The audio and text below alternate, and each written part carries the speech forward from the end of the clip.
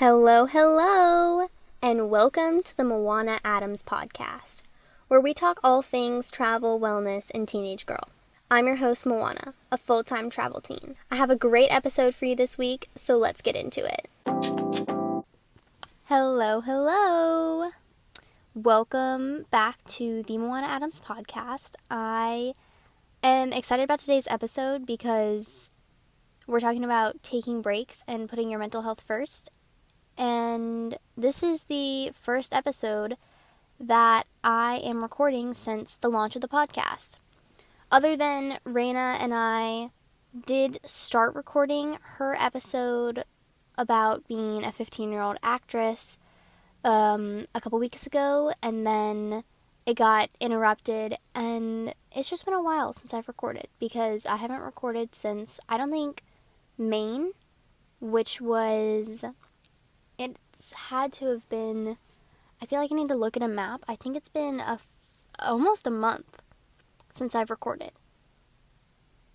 Because I had a bunch of episodes prepared for the launch of the podcast, and I haven't needed to record, and honestly haven't gotten the chance because I was so focused on the podcast. I got a little bit behind in school, so I had to catch up with that, and it's just been crazy. We are in Delaware right now. First of all, where am I? Delaware State 43 out of 48. We only have, Everest said it today, we only have 5 left. We're only here for a few days. We got here yesterday. I think we leave on Wednesday. On today's Monday, on Friday, we went to Philly from where we were in New Jersey because there's nothing to do in New Jersey. And went to Philly to go to one of the things on my fall bucket list, the Eastern State Penitentiary. And it was so cool. I learned a ton of new things that I did not know before about the prison, even after having watched a ton of stuff about it. But that was super cool. I don't know that place is haunted. I think that if anywhere is haunted, it's definitely there. But I didn't feel anything, no paranormal experiences for me. There were also a ton of people, so it's kind of hard to be like in tune with the building and get a feel for it when there's crowds of tourists everywhere, but it was still really fun. And then on Saturday, we went to New York City. It's the first time I've ever been, and I have wanted to go for a really long time. When I was younger, I danced a lot, so New York City was like a really big deal. I was really excited to go. We actually drove into the city with the Jeep, and everyone was like, don't drive in, take the subway in. And we drove in, and it was perfect. We started out at Black Seed Bagels. So we got bagels, and then we went over to the memorial and saw the pools, and that was super cool. Such a beautiful spot. We found parking pretty easily. Then we went and drove through Chinatown, Little Italy, and Soho to see the Friend's house, or the Friend's apartment building, and then we went to Times Square. There were a lot of people there, but we went into the I Heart New York store because I really wanted to get like a classic white I Heart New York shirt. And then Orion, his must-do for the day was to get a hot dog from like a classic street cart, so we did that. And my dad also got a beef kebab. I was very much like, I do not want to try that because I hate hot dogs, and just, it was not something that I wanted to do, but I was like, you know what, I'm going to try the kebab because he said it's really good. Everest really liked it, and I wanted to try something new and not regret not trying it. And it was not at all bad, but because my jaw has been super sore, it was kind of chewy on my jaw, but it was still delicious. And then we took some more pictures in Times Square, went to the famous Joe's Pizza, which was delicious.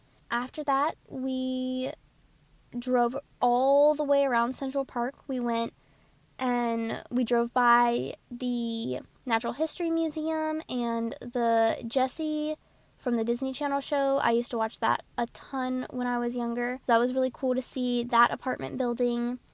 And then we saw a little bit of Harlem. Gosh, what else did we see? Billionaire's Row. Oh, we did have to stop at a Subway and take Everest to the bathroom. But then we drove back to the rig, and it was great. We checked off all the things that we wanted to do in the few hours that we had there. And it was awesome. Traffic was not that bad. We were able to find parking really easily. So yeah, driving through New York City is not as bad as people say it is. And there were not nearly as many people as I thought there would be. There were definitely a lot of people, just overall, but it's not jam-packed like sardines in the whole city. Mainly just Times Square, from what we saw, was like that. So, that's a little update on where we are, where we've been since I last recorded. The launch of the podcast went great. I am really excited to have the Instagram up and running. If you're not already following it, be sure to look. It's the Moana Adams podcast. It's in the show notes. So let's go into gratitude. Today I am grateful for my mom because she gave me the idea for this episode because I was a little bit stressed out from Raina and I's episode being messed up and what did I want to post because I had certain things that I wanted to do on episode 7 and episode 8 and 9 and I didn't have 6 yet. And so she was like, well, then just don't post anything because it's Thanksgiving. And at first I was like, yeah, I mean, that's a good idea. That'll save me an episode and I can wait and post it the next week. But then I was like, no. I don't want to take a break already. I'm only on episode 6. I'm not going to break my consistency. And I had the idea, what if I made an episode about when you should take breaks when I am refusing to take a break? And talk about it because I think it's right now a very popular topic and one that people should talk more about. So that is who I'm grateful for, my mom. What I am currently in love with is the red lip. I love the red lip. I'm awful at makeup. I can put mascara on, I can brush my eyebrows, and I can put lipstick on. That's pretty much it. I used to know how to do it really well when I danced when I was younger, and now I stopped wearing makeup for a long time just because I was so tired of having heavy stage makeup on that all makeup just did not sound good to me.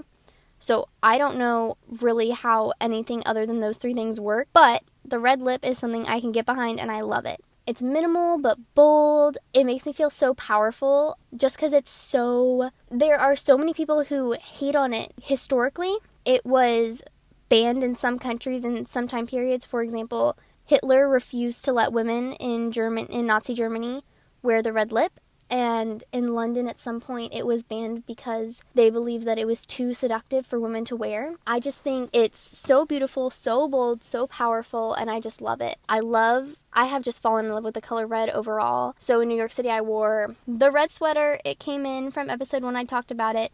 I finally got it and I love it. It's a little bit of a weird length, but I'm figured out how to wear it and I love it, and I wore it with the red lip and my red high top Converse that I just got in Boston. I just love it so much and I love the red lip. I am still looking for a lipstick that works better because the one I use right now, it gets kind of clumpy and I'm still trying to figure out the technique to it, but I love it. And the Maybelline one does stay on for a very long time. I wore it all day in New York. I had a whole bagel and a giant piece of pizza and drink water. Well, some water. I'm not very good about drinking water. But I was able to leave it on the whole time. So that was awesome. Now that we got all of those things done, and you got a pretty long, I think it was a really long intro. Yeah, you got a super long intro today, but that's because I have a lot to share because I haven't recorded in forever. Let's get into the bulk of the episode. Okay. Let's start off with what is considered taking a break. I feel like it's a very wide range. A break could be 5 minutes long, 5 days long, or 5 months long, right? Because you can take a 5-minute break from work or school or studying to scroll on your phone or go to the bathroom. But you can also take a 30-minute break for lunch, and you can also take a 5 days vacation and go on a cruise. And you can also take a 5-month break if you get injured or you are just feeling unmotivated and need a break from a sport or something, right? There's always different ways and different scales of taking breaks. So I think that really a break is just stepping away from whatever it is that you're doing, right? And pausing it, putting it on pause, putting it on hold, stepping back and helping yourself clear your head and get back into a mindset where you can go back into whatever you're doing. You probably take breaks every single day during the day if you step away from your computer for lunch, or you go on a walk, or maybe you do it a few times a year and go on vacation. Almost everybody should have experience taking breaks, but it's hard to know when. What is the signs that, okay, I need to pause, I need to step away, I need to take a break? I definitely struggle taking breaks during day-to-day because I like to finish the task I'm doing before I pause and stop. And sometimes the task that I'm doing, for example, today is a great example. I had an assignment for chemistry, and I was like, okay, once I'm done with this chemistry assignment, I'm going to get up and make myself lunch. I was working on it. I think I started working on it at about 11 maybe. Working on this chemistry stuff. It took me longer than I thought. And I wasn't really, until the end, I wasn't unfocused on it. It just took longer than I guess I expected it to. But by the time I was done with my chemistry, it was like 1:30, maybe even later. So I just kept pushing myself to, I'll finish this. I'm almost done. There's only 5 questions. There's only 4 questions left. And not all of them were very quick questions either. But once I'm done with those, it's fine. It's fine. I will then take a break. It kept getting pushed off over and over and over and over, to the point where by the end, by the last question, I was sitting there super unfocused. I could barely understand what the question was asking me, to the point where the last question that should have taken me 10-15 minutes took me at least 30, if not 45. And so I am trying to get these things done and avoid taking a break to finish it, but then it's just so much more inefficient because it's taking me even longer.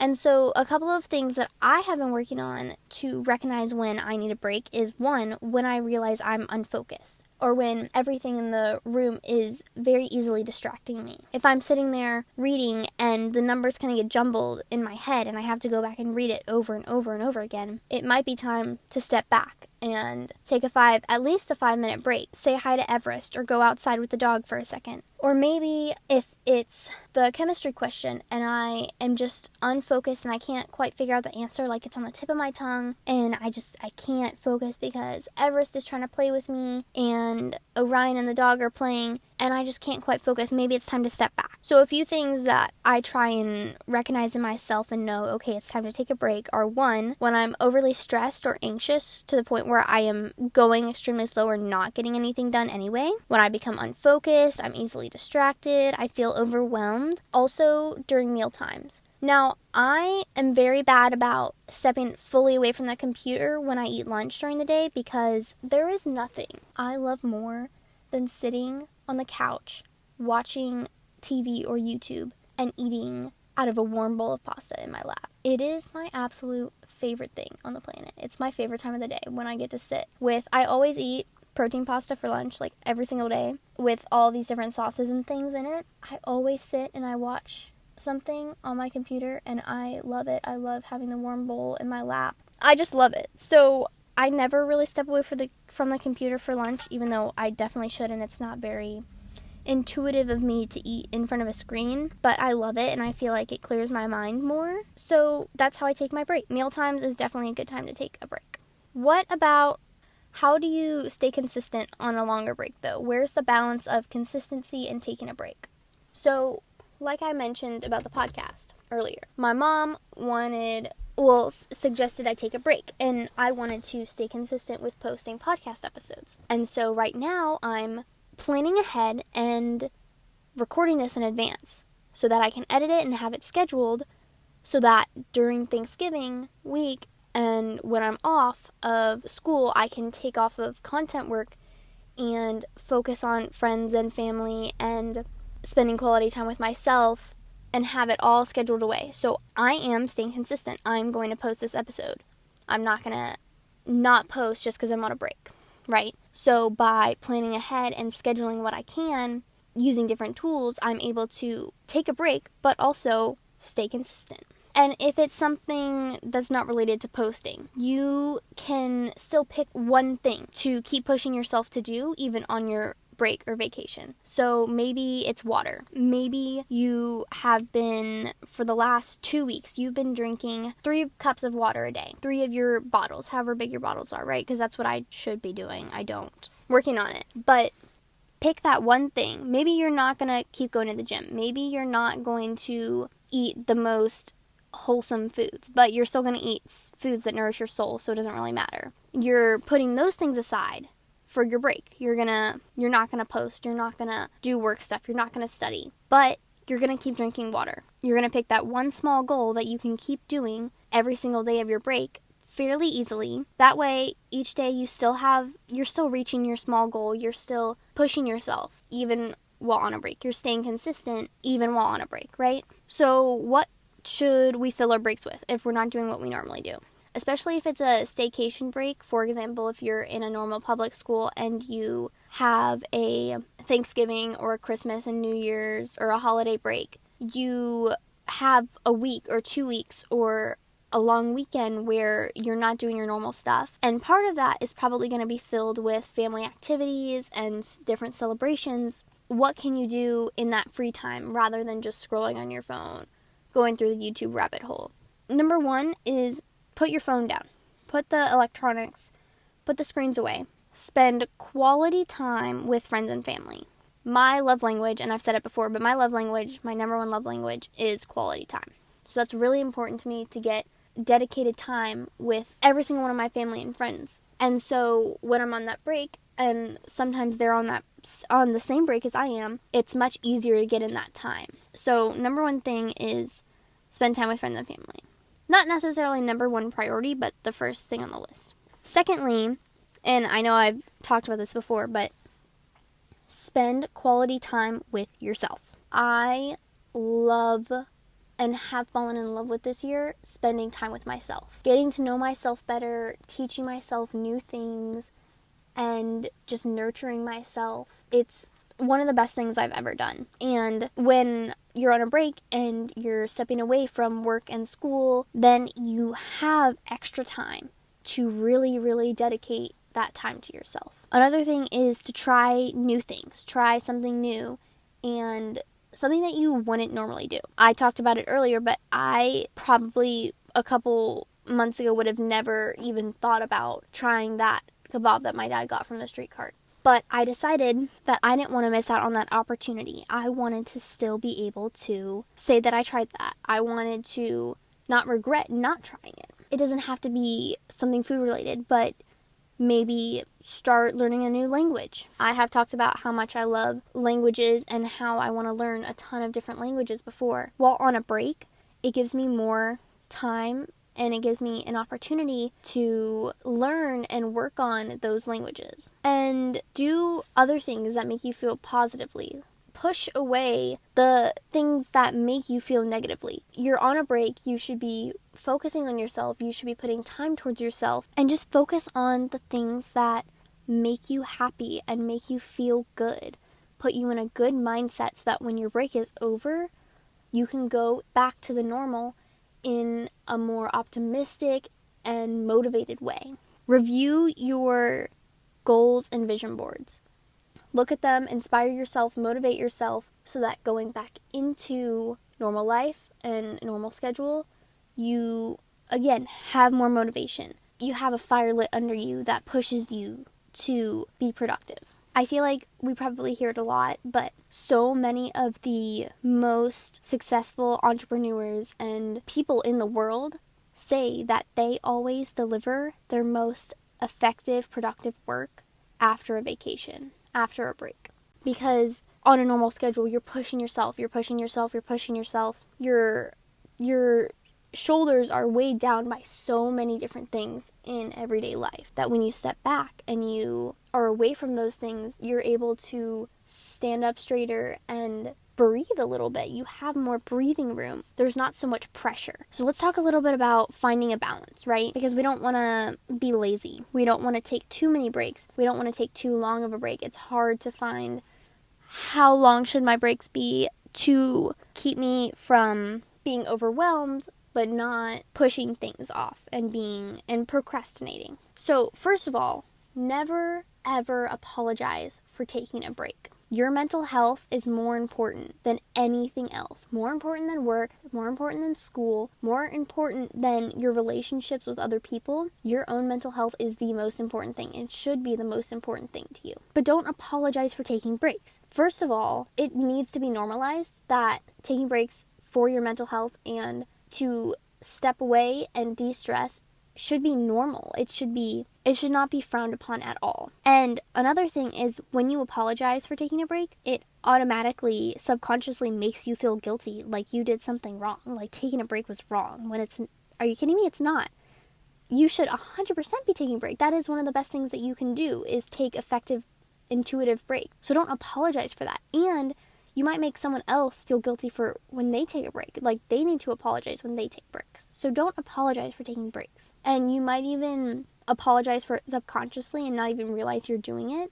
So pay attention to, if you're writing an email and someone's like, I reached out and you didn't respond, don't say, sorry, I was on vacation. Say, I was on vacation, I'm here now, what can I do for you? Or thank them for being patient, right? Thank you so much for being patient. I was on a vacation. What can I do for you? There's no need to apologize. Always, if you can, replace the I'm sorry for thank you. That will 100% boost your self-confidence and make you feel good. And it just all around has affected me very positively by doing that. So just don't feel guilty. I tend to have this when I'm working or studying or doing school. I feel I'm guilty. I feel like, oh, I should be taking a break. I should not be doing this right now. Like, I should be taking a break. But then when I'm taking a break, I feel like I should be working. I should be doing school. I should be studying. And it's this hard balance of feeling guilty. And I definitely think that public schools are so awful about this, because the school that I went to before becoming a homeschool student, in middle school, for example, they had a policy where if you missed, I think it was more than 10 or 15 days of school in the year, you were not allowed to go on the field trips at the end of the year, because they always held field trips for the end of the year. And if you had over a certain number of absences, you were not allowed to go. And then I know one student in particular, I remember hearing a teacher talk about how, to another teacher, about how she was missing school because she was working in the family business to make money for her family, because her family, or maybe it wasn't the family business, but she was working to make money for her family because her family did not have enough money. And they were gonna, I don't know if it actually happened, I'm not 100% sure what the outcome was, but if that teacher hadn't stuck up for her, they would not have let her go on those trips because she missed so much school. And then in high school, I think the limit was even lower, like 5 to 10 days. And that was not for field trips. That was being able to be exempt from exams at the end of the semester. Because if you had above, I think it was a 90, if you had an A in the class, maybe it was above a B, you were not required to take the end of semester exams. You could be exempt and not have to come to school the last week of the semester. If you missed a certain number of days, no matter the reason, unless you had a doctor's note, you were not allowed to miss those exams. And so there was no room for mental health days. There was no room to take a break. And of course, yes, schools provide certain set days for breaks, but not everybody's on the same track, on the same journey. Everybody's at a different point. So sure, maybe that break is good for one person, but it might not be enough time, or it might be too much time for someone else. I know it's hard because there's so many different students for them to take care of and watch over, but there has to be something they can do better. Something needs to be done, and I don't know what it is. I don't have a solution yet, but something has to be changed. And I think that with most people being in public schools, then when they take breaks, they're trained their entire life that they should feel bad about taking breaks.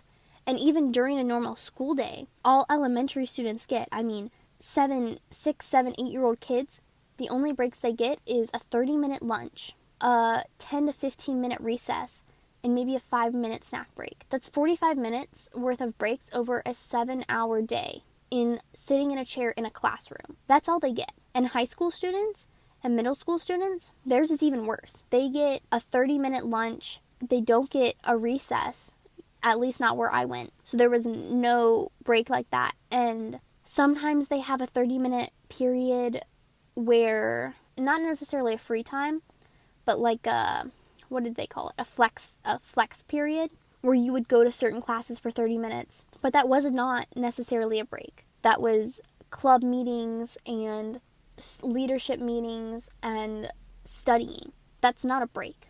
So really all they get over there, at least 7-hour day, and if they play sports, it's maybe even 9 hours, if not more, a 30-minute break, and that's it. That's all they get. And that's one of the reasons I love being a homeschooler, is because I can recognize when I need a break and I can step away from my computer. And I'm getting better. I'm trying to get better at it because I still feel guilty sometimes for taking those breaks. But I'm having to unlearn to feel guilty about taking breaks.